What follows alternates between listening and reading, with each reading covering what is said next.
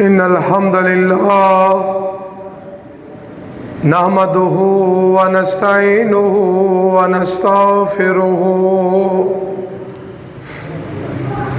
ونعوذ بالله من شرور أنفسنا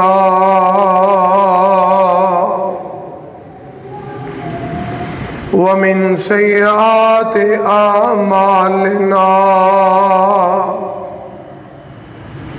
من يهده الله فلا مضل له ومن يضلل فلا هادي له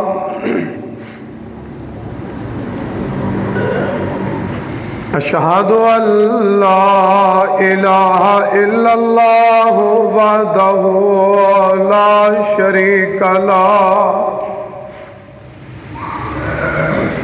وأشهد أن محمدًا عبده ورسوله صلى الله عليه وآله وسلم يا أيها الذين آمنوا اتقوا الله حق تقاته ولا تموتن إلا وأنتم مسلمون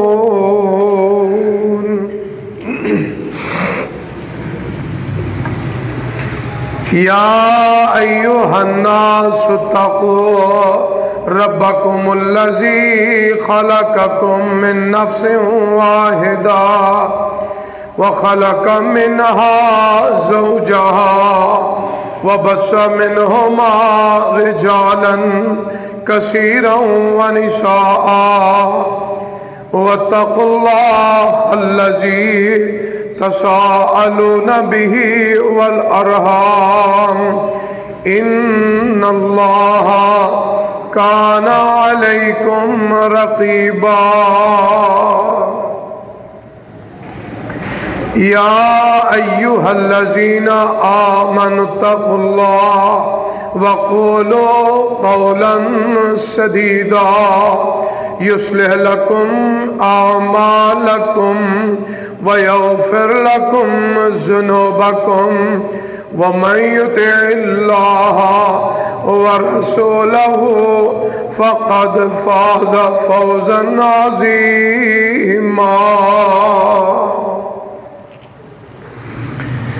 أما بعد فإن خير الحديث كتاب الله وخير الهدي هدي محمد صلى الله عليه وآله وسلم وشر الأمور محدثاتها وكل محدثة بدعة وكل بدعة ضلالة وكل ضلالة في النار إن الله وملائكته يصلون على النبي يا أيها الذين آمنوا صلوا عليه وسلموا تسليما اللهم صل على محمد وعلى آل محمد كما صليت على إبراهيم وعلى آل إبراهيم إنك حميد مجيد اللهم بارك على محمد وعلى آل محمد كما باركت على إبراهيم وعلى آل إبراهيم إنك حميد مجيد اللهم ربنا آتنا في الدنيا حسنة وفي الآخرة حسنة وقنا عذاب النار ربنا هب لنا من أزواجنا وذرياتنا قرۃ اعین وجعلنا للمتقین اماما اللہم انا نعوذ بک من ضیق الدنیا وضیق الآخرہ رب ارحمہما کما ربیانی صغیرا اللہم اشف مرضانا ومرضى المسلمين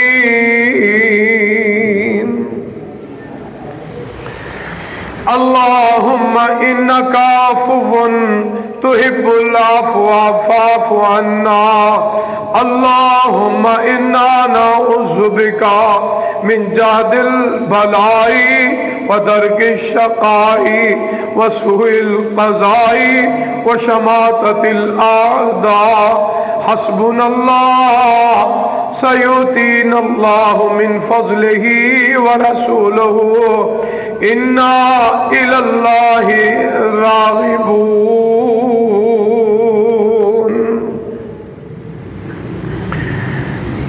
أعوذ بالله السميع العليم من الشيطان الرجيم من همزه ونفخه ونفسه بسم الله الرحمن الرحيم يا أيها الذين آمنوا إذا قمتم إلى الصلاة فاغسلوا وجوهكم وأيديكم إلى المرافق وامسحوا برؤوسكم وأرجلكم إلى الكعبين وإن كنتم جنبا فاطهروا وإن كنتم مرضى أو على سفر أو جاء أحد منكم من الغائط أو لامستم النساء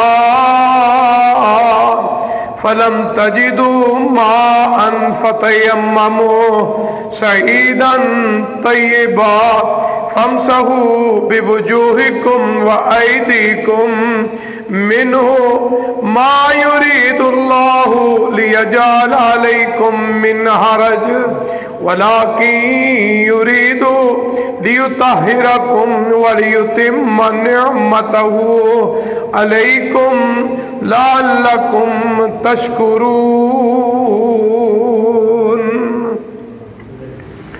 صدق اللہ العظیم۔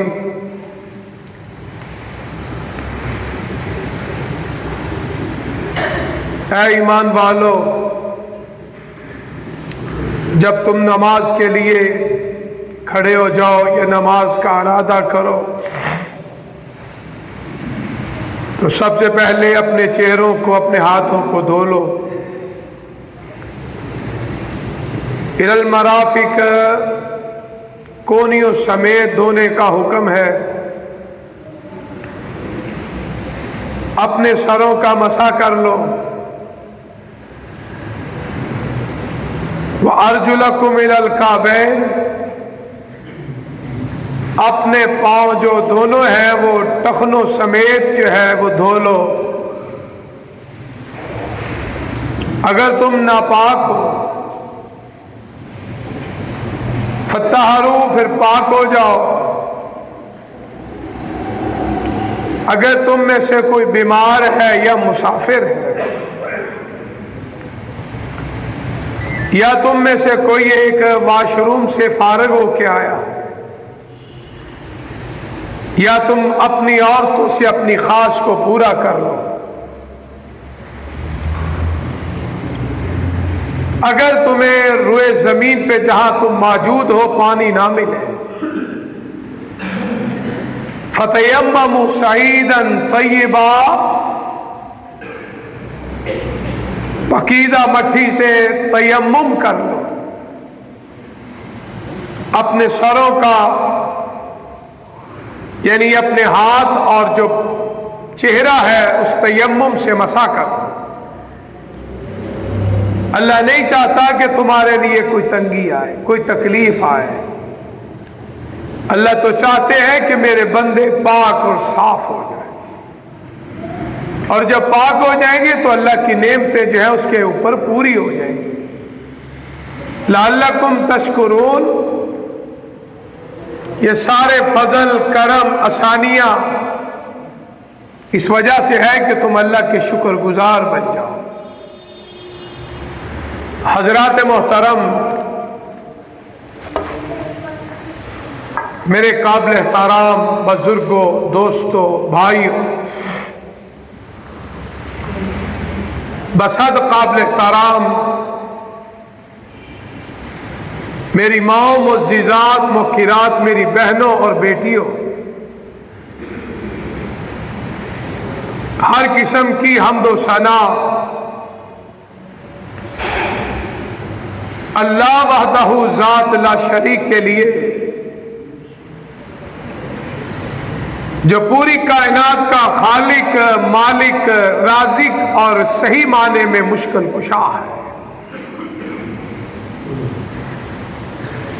लातदाद बेशुमार अनगिन दरूद व सलाम इमामुल अंबिया वल मुरसलीन, खतीबुल अंबिया वल मुरसलीन, खातमुल अंबिया वल मुरसलीन, सैयदुल अंबिया वल मुरसलीन, सरवरे कौनैन, सैयदुस सकलैन, शफीउल मुज़नबीन, साक़ी हौज़ कौसर, रहमतुल लिल आलमीन, जनाबे मुहम्मदुर रसूलुल्लाह सल्लल्लाहु अलैहि व आलिहि वसल्लम की ज़ात बरकात पर है। हज़रात मोहतरम, गुज़श्ता खुतबा जुमा में अज़ान की तारीख, फजीलत को मुख्तसर वक़्त में बयान किया गया। उस अज़ान के अंदर हमने जुमले सुने दो, हय्या अलस सलाह, हय्या अलल फलाह। रब की दावत है कि नमाज की तरफ आ जाओ, फलाह और कामयाबी की तरफ आ जाओ।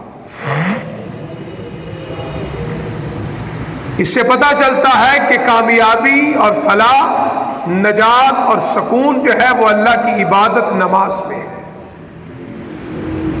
दुनिया जहां की नेमतें आपके पास मौजूद हो, नरम गरम बिस्तरे हो, आली शान मकान हो, गाड़ी खूबसूरत और कीमती हो, शोहरत हो, मनसब हो, इज्जत हो, सब कुछ हो, अगर रब्बे जुल जलाल नाराज है तो ये कुछ भी नहीं है। एक लम्हा लगता है, एक सेकंड भी नहीं। इन्ना बत्श रब्बिका लशदीद, वो सारे नरम गरम बिस्तरे, मकान, वो गाड़ियां, वो मनसब, वो इज्जतें, वो वकार, वो शोहरत, सब कुछ खत्म हो जाता है। दुनिया के अंदर बड़े बड़े नामवर आए जो ये समझते थे कि हमारे बगैर निजाम नहीं चल सकता। वो सारे कब्र में मट्टी के मट्टी हो चुके हैं। अल्लाह का निजाम आज भी चल रहा है। मैं और आप इस दुनिया से चले भी जाएंगे तो इंशाअल्लाह रहमान क़यामत तक ये दुनिया का निजाम चलता रहेगा। ये किसी के इख्तियार में नहीं, ये रब रहमान के इख्तियार में है। और अल्लाह कुरान में फरमाते हैं लिल्लाहि मा फिस समावाति व मा फिल अर्ज़, जमीन और आसमान के अंदर जो कुछ भी है वो अल्लाह के लिए है। अल्लाह की इजाजत के बगैर कोई दरख्त का पत्ता भी हरकत नहीं कर सकता। और कुरान मजीद में अल्लाह ने फरमाया, मुशरिको माल पे फख्र करते हो, ताकत पे फख्र करते हो, अपनी अकल पे फख्र करते हो, हीले और बहाने पे फख्र करते हो। तुम्हारे खाने से एक छोटी सी मक्खी है, वो खाने का एक जर्रा ले जाए तुम उस जर्रे को वापस नहीं ले सकते। और अल्लाह सच फरमाते हैं, कानल इंसान ज़ईफ़ा, इंसान बहुत कमजोर है। पता नहीं किस बात पे फख्र करता है, क्यों तकब्बुर करता है। और मैं अक्सर कहता हूं दुनिया के अंदर सबसे पहले जिसने तकब्बुर किया वो इब्लीस शैतान है। अबा वस्तकबरा, अल्लाह के हुक्म का भी इनकार किया اور تکبر بھی کیا. تکبر کا میں نے اپنے آپ کو بڑا سمجھا کہ مجھے آگ کی لو سے بنایا, روشنی سے بنایا, اس کو بسیدہ مٹی سے بنایا. اور اللہ کہتے ہیں سجدہ کر, کہتا میں نے نہیں کرنا, بڑا پن آ گیا. اور آج پوری روئے زمین میں اللہ نے ذلیل و رسوا کر کے رکھ دیا ہے. بچہ بھی پڑھتا ہے, جوان بھی پڑھتا ہے, بزرگ بھی پڑھتا ہے, عورتیں بھی پڑھتی ہیں. اعوذ باللہ من الشیطان الرجیم. پتہ چلا متکبر اللہ کو پسند ہے نہیں, چاہے وہ جن ہو چاہے وہ حضرت انسان ہو. آج ہمارے اندر تکبر, بعض لوگ کہتے ہیں میں متکبر نہیں کرتا, موجود ہے. اچھا لباس پہن لیا, ماڑا لباس کسی نے پہنا ہے تو اس کو برا جاتی, اسی کا نام تکبر ہے. تجھے علم کی بات آتی ہے, اس کو نہیں آتی, تو سمجھتا ہے میں اس سے بڑا ہوں. درجے کی اور بات ہے. اس کو بے علم سمجھ کے, جاہل سمجھ کے اگر تو حقیر جانتا ہے تو یہ علم کا تکبر ہے. تیرے پاس گاڑی ہے, وہ ایک آدمی پیدل جا رہا ہے, سائیکل پہ جا رہا ہے, یاد رکھ یہ رزق کی چابی اللہ کے ہاتھ میں ہے. ممکن ہے وہ پیدل والا گاڑی پہ آ جائے اور تو پیدل ہو جائے. استغفر. دنیا میں بہت سی مسالے ہیں. آپ بھی اسی معاشرے میں رہتے ہیں, میں بھی اسی معاشرے میں رہتا ہوں. بڑے بڑے دیوالیہ ہو جاتے ہیں, زکوٰۃ دینے والے زکوٰۃ لینے والے بن جاتے ہیں. دعا کرو اللہ زوال نعمت سے ہمیں ہماری نسلوں کو محفوظ فرمائے. اور اس لیے میں اکثر کہتا ہوں کہ یہ دعا کیا کرو, اے رب العالمین جو نعمتیں موجود ہیں اللہ ہمیشہ رکھ, اور جو نعمتیں نہیں اللہ اپنے خزانہ غیب سے اللہ وہ ہمیں نعمتیں عطا فرما. یہ اتنی خوبصورت دعا ہے. تو اس لیے اذان فلاح اللہ کی عبادت میں ہے, عزت میں, منصب میں, دولت میں نہیں. اگر یہ بات ہوتی تو بڑا جو دولت مند ہے نا, شاید آپ کے علم میں ہے کو رات کو گولیاں کھا کے سوتا ہے, نہ اسے رات آرام ہے نہ دن کو آرام ہے. کیونکہ اللہ نے فرما دیا ہے کہ میں نے انسان کو بنایا ہے الا بذکر اللہ تطمئن القلوب. اللہ کے ذکر میں دلوں کو سکون ملے گا. یہ ہمارے دلوں کی چارجنگ جو ہے نا, اس کو پاورفل بنانا ہے. تو اللہ کو یاد کیا کرو, اللہ کے ساتھ اپنے تعلق کو مضبوط کر لو. اور جتنا اللہ سے دور ہو جاؤ گے نا, پھر ڈپریشن بھی آئے گا, ٹینشن بھی آئے گی, پریشانی بھی آئے گی, غم آئے گی. جس طرح آدمی پاگل نہیں پھرتا, دماغی توازن ہلا ہوا ہے, تو یاد رکھو اس کا علاج کوئی نہیں, اس کا ایک ہی علاج ہے, وہ اللہ کی بارگاہ میں آ جائے. کوئی پریشانی ہے تو اللہ کا قرآن کہتا ہے یا ایھا الذین آمنوا استعینوا بالصبر والصلاۃ. اللہ نے فرمایا ہے, اور بیماری آ گئی, پریشانی آ گئی, تکلیف آ گئی, غم آ گیا, اور رزق میں کمی آ گئی, صحت میں خرابی آ گئی, آج کل ڈینگی کی وبا پھیلی ہے, تو اللہ کیا کہتے ہیں, صبر کر, نماز پڑھ, میں تیری غیبی مدد فرماؤں گا. یہ جو ہم دوائیاں کھاتے ہیں, ٹیکے لگواتے ہیں, بوتلیں لگواتے ہیں, یہ ایک حکم ہے علاج کروانا. اصل میں شفا میرا رب عطا فرمائے گا. حضرت ابراہیم علیہ السلام کا عقیدہ, نبیوں کا عقیدہ سن لو, وَإِذَا مَرِضْتُ فَهُوَ يَشْفِينِ.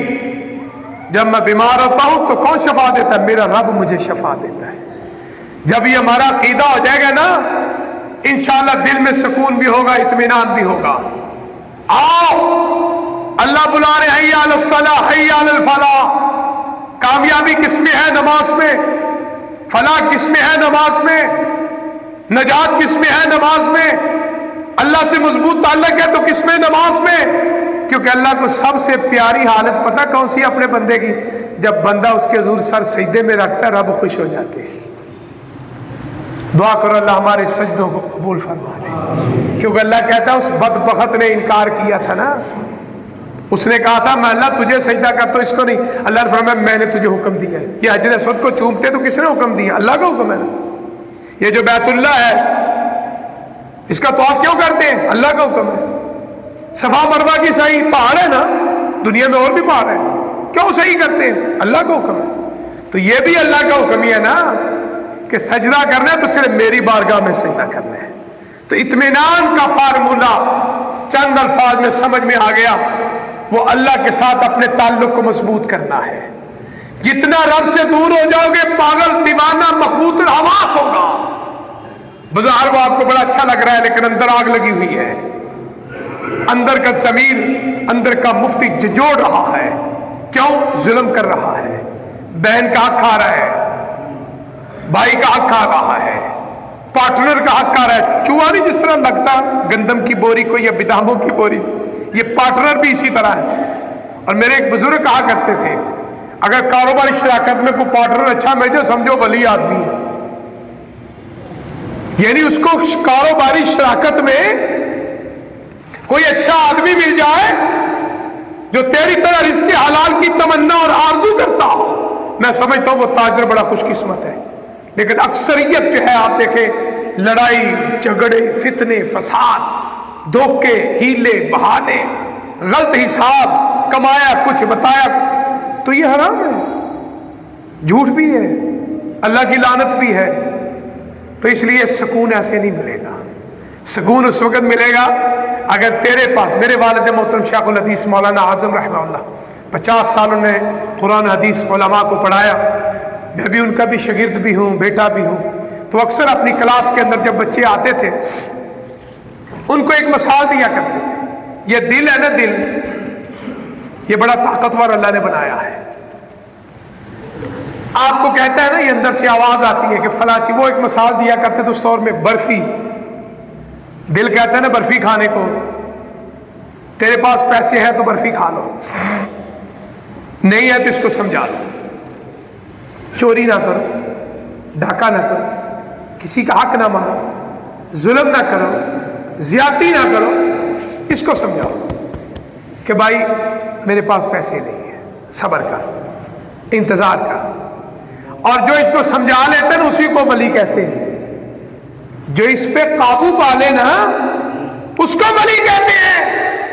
ولی وہ نہیں کہ جس کے لیے کوئی خاص بات ہے، ولی وہی ہے جو اپنے نفس پہ قابو پا لیتا ہے، اور جو قابو نہیں پائے گا وہ چوری کرے گا، وہ ڈاکہ مارے گا، اس کو برفی کھلانے کے لیے۔ میں ایک مثال دے رہا ہوں جو میرے بابا دیا کرتے، وہ اپنے شاگردوں کو کہتے تھے اس کو سمجھا لو بجائے غلط کام کرنے کے، اور جب اللہ پیسے دے برفی والی دکان پہ چلے جاؤ، رج کے اس کو کھلاؤ، لکھا اور کھا، تو مجھے گناہ میں کر رہا تھا، آج میرے رب نے مجھے نعمت اور رزق عطا فرمایا ہے، اب رج کے کھا۔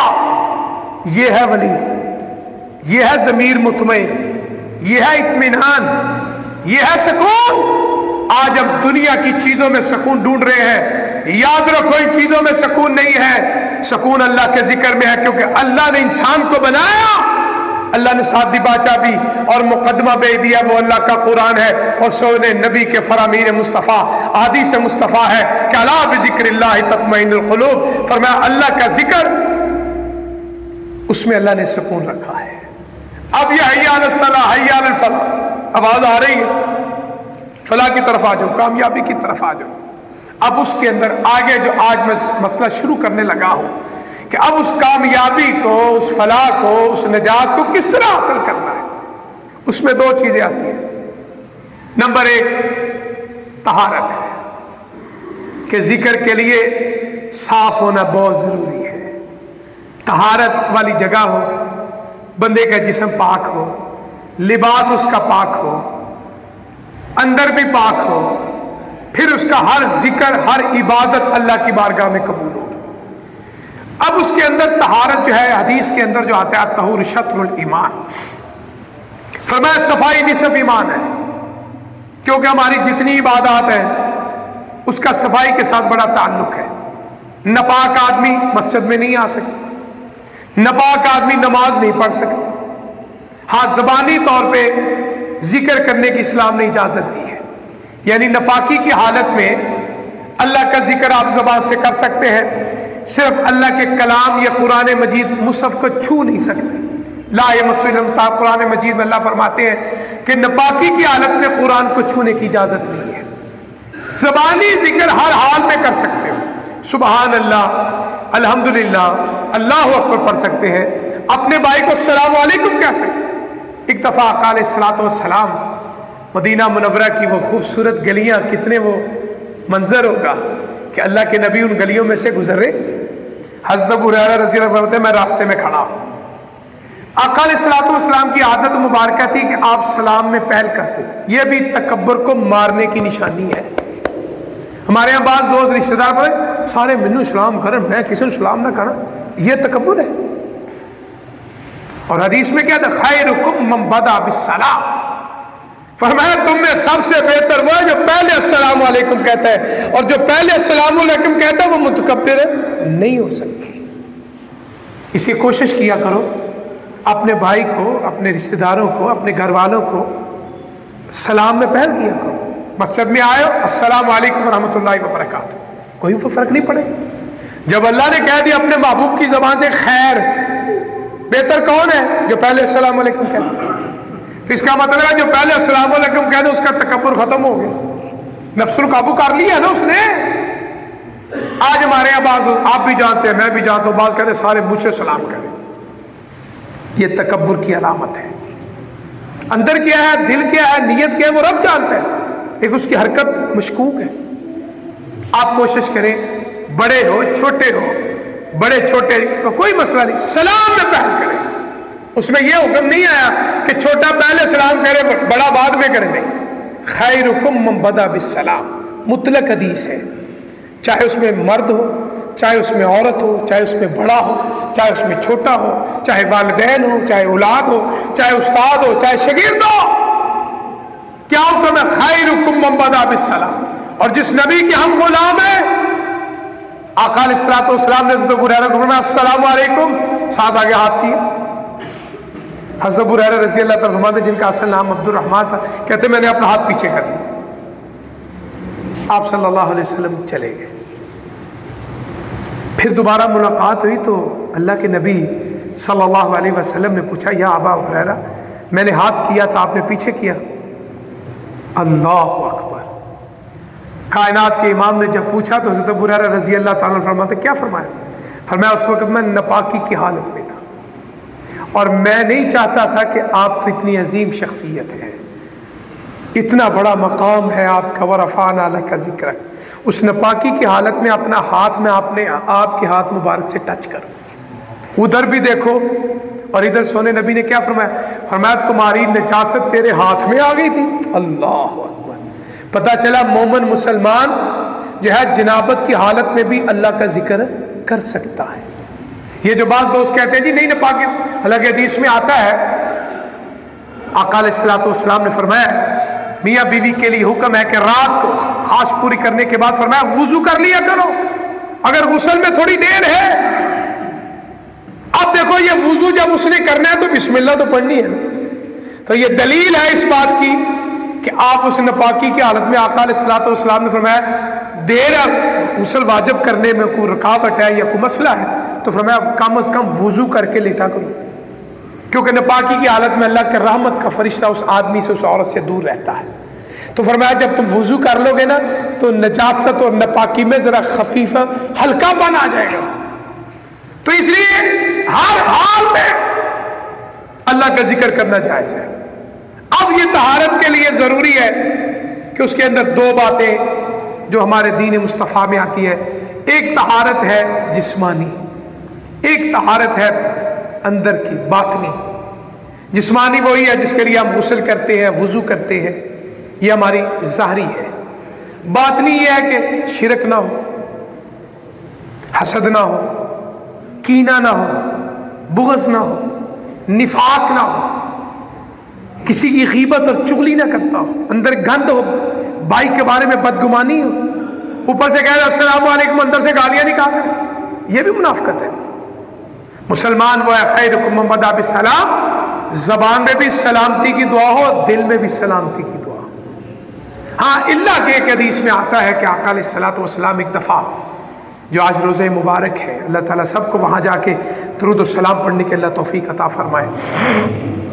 آپ تشریف فرما تھے، ایک آدمی آیا تو آپ نے فرمایا یہ جو آدمی آ رہا ہے نا بڑا بد اخلاق آدمی ہے، اپنے گھر محلے کا لوگ اس کی زبان سے بڑے تنگ ہیں، اس کی شر سے شرارتوں سے بڑے تنگ ہیں۔ جب وہ قریب آیا تو اللہ کے رسول صلی اللہ علیہ وسلم نے اس سے سلام لیا، اس کی عزت و تکریم کی۔ جب وہ چلا گیا پوچھا کہ آپ نے اس کی عزت تکریم کیوں کی ہے؟ پہلے تو آپ کہہ رہے تھے ٹھیک نہیں ہے۔ فرمایا ایک وقت آئے گا کسی مرد عورت کی شر کی وجہ سے اس کی عزت کی جائے گی۔ آج مجھے اور آپ کو اپنے اپنے گریباں میں منہ ڈال کے سوچنا ہے، کیا لوگ ہماری عزت ہماری شر کی وجہ سے کر رہے ہیں؟ لوگ ہم سے سلام اس لیے لے رہے ہیں کہ ہم ان کی شرارت سے بچ جائیں، اس کی خباثت سے بچ جائیں، جس کا مطلب ہمارے اندر بہت کمیاں ہیں۔ لوگ ہماری عزت کریں، تکریم کریں تو دل سے کریں، ہمارے ڈر اور خوف سے نہیں۔ ڈر کیا ہے؟ جو اللہ کی بارگاہ میں جانے کے لیے ہے، وَلِمَنْ خَافَ مَقَامَ رَبِّهِ جَنَّتَانِ۔ خوف کا مطلب یہ اللہ کے عذاب سے ڈرنا، قبر کے عذاب سے ڈرنا، قیامت کی ہولناکیوں سے ڈرنا، جہنم کی سختیوں سے ڈرنا۔ فرمایا جو ان چیزوں سے ڈر گیا، اللہ فرماتے ہیں میں اس بندے کو ایک جنت نہیں 2 جنتیں عطا فرماؤں گا۔ تو اس کا مطلب یہ ہے کہ ہمارا اندرون بھی پاک ہونا چاہیے ہر قسم کی گندگی سے۔ شرک سے بڑی گندگی کوئی نہیں، انما المشرکون نجس، کیونکہ وہ اندر بھی گندا ہے اور باہر بھی گندا ہے۔ آپ دیکھیں جتنے بھی غیر مسلم ہیں نا، قیمتی سے قیمتی پرفیوم لگا لیں، عطر لگا لیں، خوشبو لگا لیں، ان کے جسم سے وہ شرک کی نجاست کی گندگی نہیں جائے گی۔ جب آپ کے قریب آئے گا آپ کو محسوس ہو جائے گا کہ یہ غیر مسلم ہے۔ پتہ چلا جو توحید والا ہے اس کے جسم سے بھی اللہ خوشبوئیں پیدا کر دیتا ہے۔ اللہ اکبر، کیونکہ اللہ کا قرآن کہتا ہے نا انما المشرکون نجس، مشرک ناپاک ہے۔ جب رب نے کہہ دیا نجاست ہے، گندگی ہے، وہ کس طرح پاک ہو سکتا ہے؟ جسمانی کیا ہے؟ اس کے اندر وہ چیزیں آتی ہیں۔ عام طور پہ ہم جو جملہ بولتے ہیں تاریخ کے اندر عربی، ایک لفظ ہے طہارت، ایک لفظ ہے طہارت، ایک لفظ ہے طہارت، یعنی بظاہر لفظ ایک ہے لیکن بولنے میں فرق ہے۔ اجمیوں کے لیے انہوں نے زیر زبر اور پیش لگا دیا گیا، طہارت توئے کے زبر کے ساتھ، طہارت توئے کے زیر کے ساتھ، طہارت توئے کی پیش کے ساتھ، تاکہ اجمی لوگ، کیونکہ ہم عربی نہیں، ان کو بولنے میں دقت نہ آئے۔ تو طہارت کس کو کہتے ہیں؟ کہ آدمی وضو کرتا ہے، غسل کرتا ہے، جو اس سے گندگی دور ہو جاتی ہے، پاک ہو جاتا ہے، اس کو طہارت کہتے ہیں، جس طرح طہور شطر الایمان آتا ہے۔ دوسرا لفظ ہے طہارت۔ طہارت وہ چیز ہے جس سے آپ صفائی حاصل کرتے ہیں۔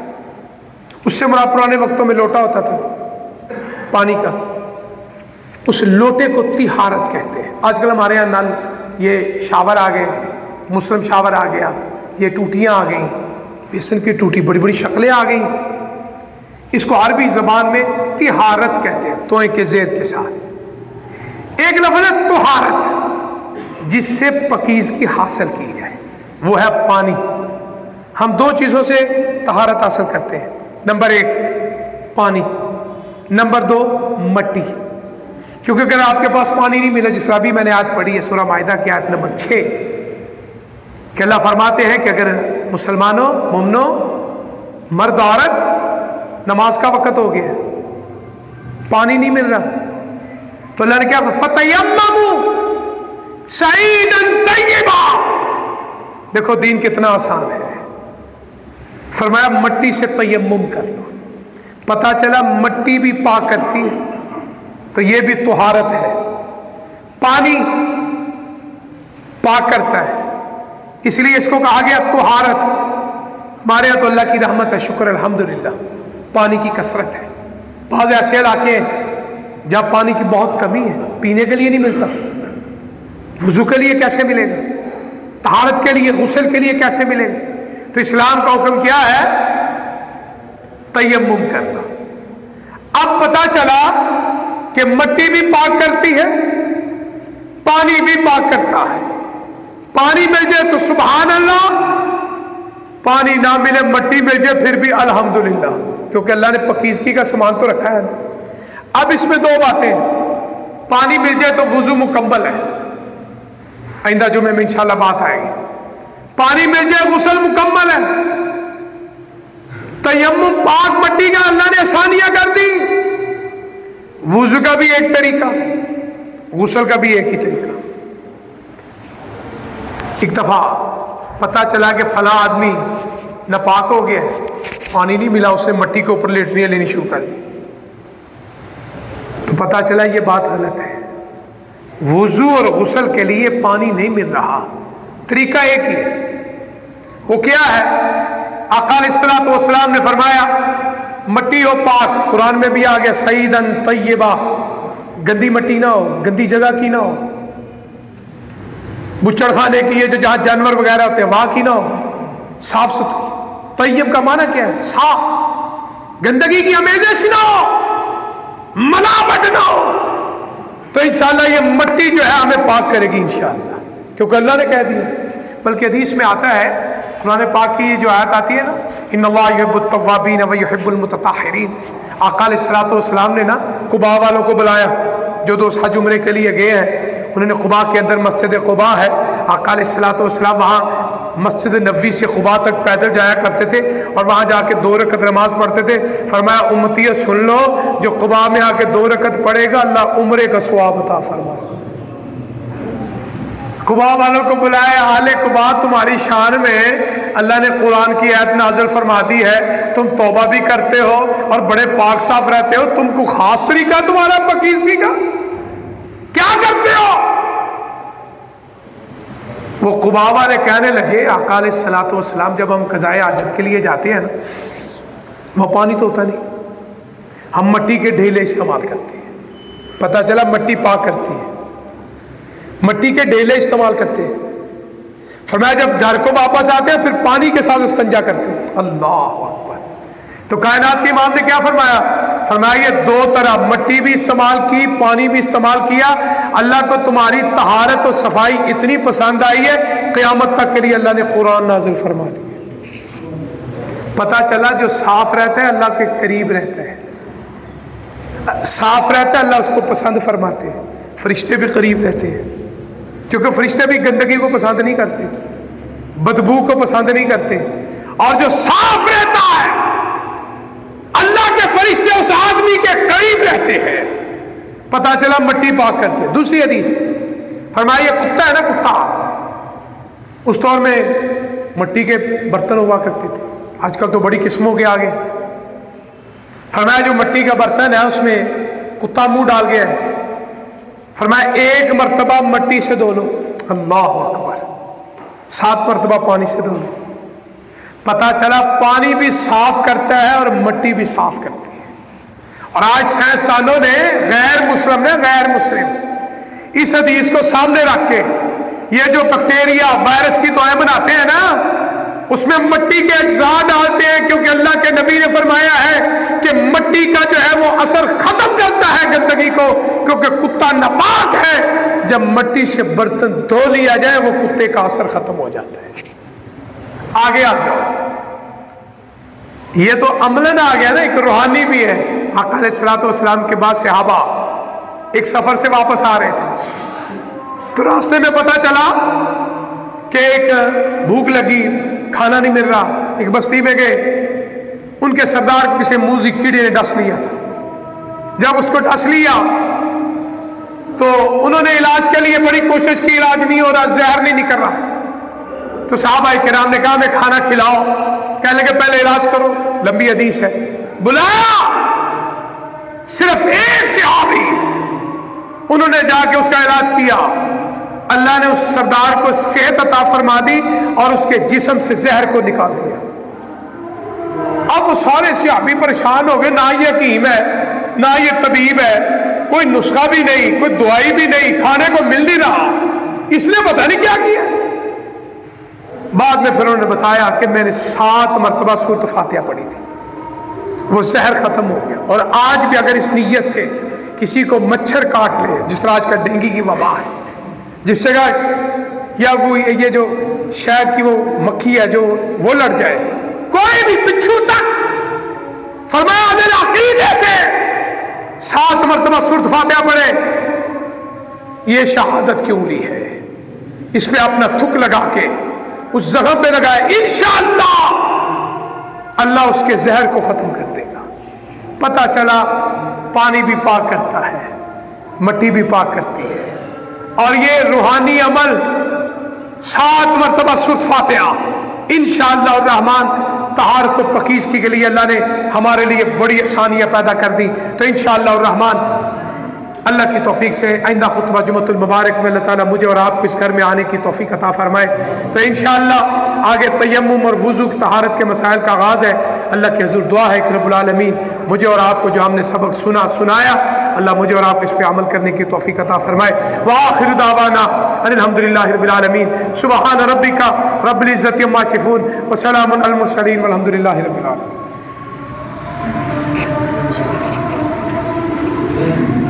اللہ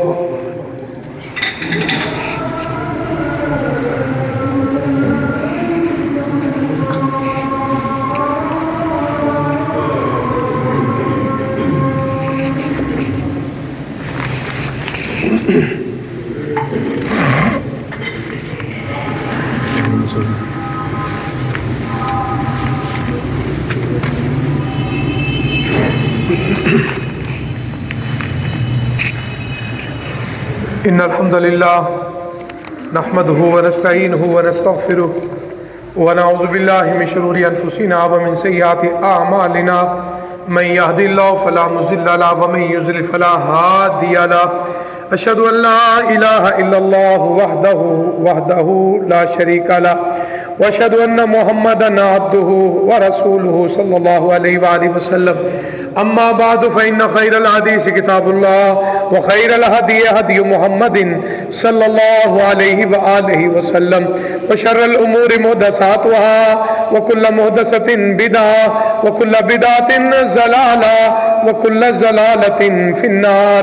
ان الله وملائكته يصلون على النبي يا ايها الذين آمنوا صلوا عليه وسلموا تسليما. اللهم صل على محمد وعلى آل محمد كما صليت على إبراهيم وعلى آل إبراهيم إنك حميد مجيد. اللهم بارك على محمد وعلى آل محمد كما باركت على إبراهيم وعلى آل إبراهيم إنك حميد مجيد. اللهم ربنا آتنا في الدنيا حسنة وفي الآخرة حسنة وقنا عذاب النار. آپ احباب سے ادباً گزارش ہے کہ وقت پہ تشریف لایا کریں، اپنے نوجوان بچوں کو ساتھ لے کر آیا کریں تاکہ جو ہمارے دین کے شرعی مسائل ہیں، ضروری مسائل ہیں، وہ ہمارے بچوں کی اصلاح ہو جائے. تو اس لیے کوشش کیا کرو، جمعہ فرض ہے، اس کی فضیلت حاصل کیا کرو، اس کی فرضیت حاصل کیا کرو. مجھے نہیں پتہ، آپ کو نہیں پتہ کہ میری زندگی میں، آپ کی زندگی میں پتہ نہیں کون سا وہ آخری خطبہ جمعہ آ جانا ہے. تو ہم اس آخری خطبہ جمعہ سے پہلے دنیا کے کام اکثر کہتا ہوں یہ ختم نہیں ہوں گے، ہم نہیں ختم ہونا ہے. تو اس لیے کوشش کیا کرو جمعہ والا دن عبادت کے وقت جب حی علی الصلاۃ حی علی الفلاح جمعے کی اذان ہو جائے، سارے کام چھوڑ کے آپ اللہ کے گھر میں تشریف لے آیا کرو. اللہ کے حضور دعا ہے کہ اللہ تعالیٰ ہمیں بار بار آنے کی اپنے گھر میں توفیق عطا فرمائے. یہ کچھ دعائیں ہیں جس طرح میں نے ابھی خطبہ جمعہ میں بھی بتایا کہ ڈینگی کی وبا بہت زیادہ تیزی سے پھیل رہی ہے.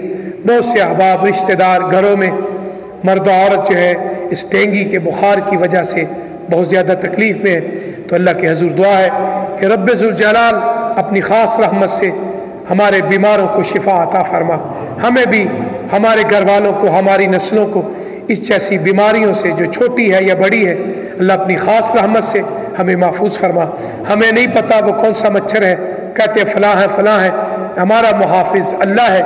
اے اللہ ہمیں ان موذی چیزوں سے ہماری حفاظت فرما. یہ ہمارے شیخ آفتاب صاحب ہیں، انہوں نے کوئی درخواست کی ہے کہ ان کا کوئی دوست ہے، شاید ان کی میاں بیوی کی بہت سخت لڑائی ہو رہی ہے.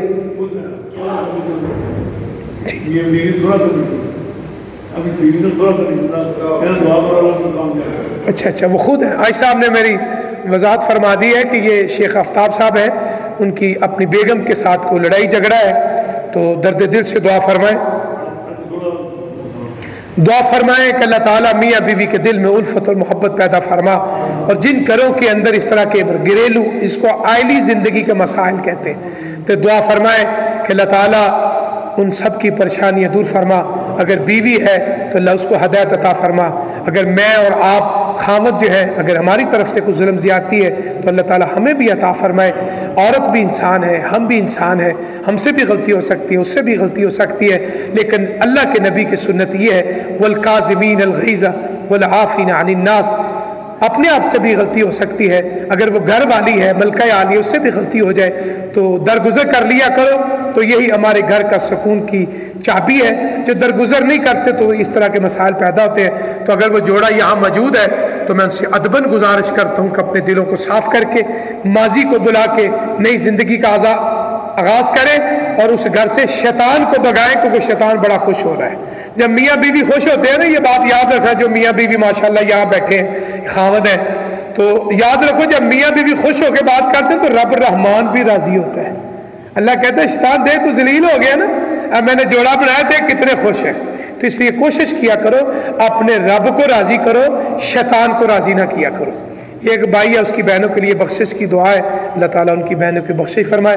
یہ ہمارے بہت پیارے بھائی ہیں شیخ اعجاز صاحب، اور ان کی اہلیہ بیمار ہے، درد دل سے دعا فرماؤ اللہ تعالیٰ، نیک جوڑا ہے، اللہ ان کو صحت کاملہ عاجلہ عطا فرما۔ یہ ایک مسئلہ پوچھا کسی بھائی نے، جو بچیاں قرآن پاک حفظ کرتی ہیں وہ اپنے مخصوص ایام میں قرآن پاک کو پکڑ سکتی ہیں یا نہیں؟ میں نے ابھی خطبہ جمعہ میں یہ وضاحت کی ہے کہ مصحف کو چھو نہیں سکتی، زبانی پڑھ سکتی ہے، جس طرح کیونکہ قرآن ذکر ہے انا نحن نزلنا الذکر وانا لہ لحافظون، اس لیے جو ہماری اس طرح کی عورت کی ایک اللہ تعالیٰ نے فطرت میں رکھا ہے، وہ ان ایام میں وہ نماز نہیں پڑھ سکتی، مسجد میں نہیں آ سکتی، قرآن کو نہیں چھو سکتی، لیکن وہ اللہ کا ذکر کر سکتی ہے، چاہے وہ قرآن ہے چاہے وہ تسبیحات ہے، تو اس لیے قرآن جو ہے وہ زبانی جو ہے وہ پڑھ سکتی ہے، کوئی منع نہیں ہے۔ یہ ایک بھائی طیب صاحب ہے، ان کی والدہ وفات پا چکی ہیں، اللہ تعالیٰ ان کی والدہ کی بخشش فرمائے۔ بھائی طیب کی بہن بیمار ہے، اللہ تعالیٰ ان کو صحت عطا فرمائے۔ یہ بھائی اسد صاحب، ان کے والد صاحب وفات پا چکے ہیں، اللہ کے حضور دعا ہے کہ اللہ تعالیٰ ان کی بخشش فرمائے۔ یہ ہمارے ایک بھائی میاں زبیر صاحب ہیں، ان کی بیگم کی بہن جس کو آپ سالی کہتے ہیں، لیکن صحیح بات یہ ہے کہ وہ ہمارے بچوں کی خالہ ہے، اللہ تعالیٰ اس کو بھی صحت کاملہ عاجلہ عطا فرمائے۔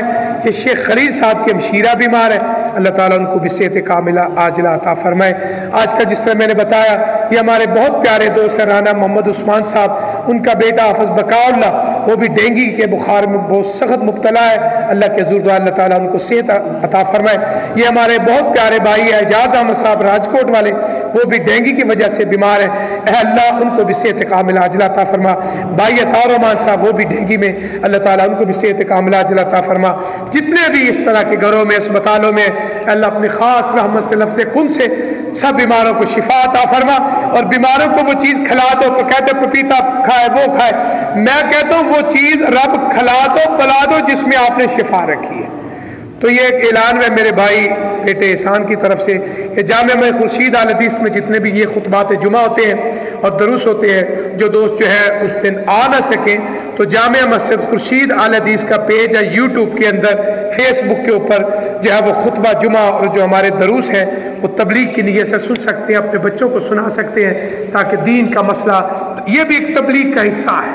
اس وقت سوشل میڈیا جو ہے یہ بھی ہماری تبلیغ کا حصہ ہے، تو آپ تو خود بھی سنا کریں، گھر والوں کو سنایا کریں، اپنے عزیز رشتہ داروں کو شیئر کیا کریں تاکہ وہ سنیں، اور ذہن میں یہ رکھیں جو سن کے عمل کرے گا انشاءاللہ آپ کو بھی اتنا ہی ثواب ملے گا۔ تو اللہ کے حضور دعا اللہ تعالیٰ مجھے اور آپ کو اس پہ عمل کرنے کی توفیق عطا فرمائے۔ اس اتوار کو بزرگ عالم دین قاری محمد موسیٰ صاحب درس قرآن میں ارشاد فرمائیں گے، ان اللہ یامر بالعدل والاحسان وایتاء ذی القربی وینہی عن الفحشاء والمنکر والبغی یعظکم لعلکم تذکرون اذکروا اللہ یذکرکم وادعوہ یستجب لکم ولذکر اللہ اعز واجل واتم واعظم واکبر۔ جو دوست کھڑے ہیں ان کو آپ جگہ دے دیں تاکہ وہ بھی نماز میں شامل ہو جائیں۔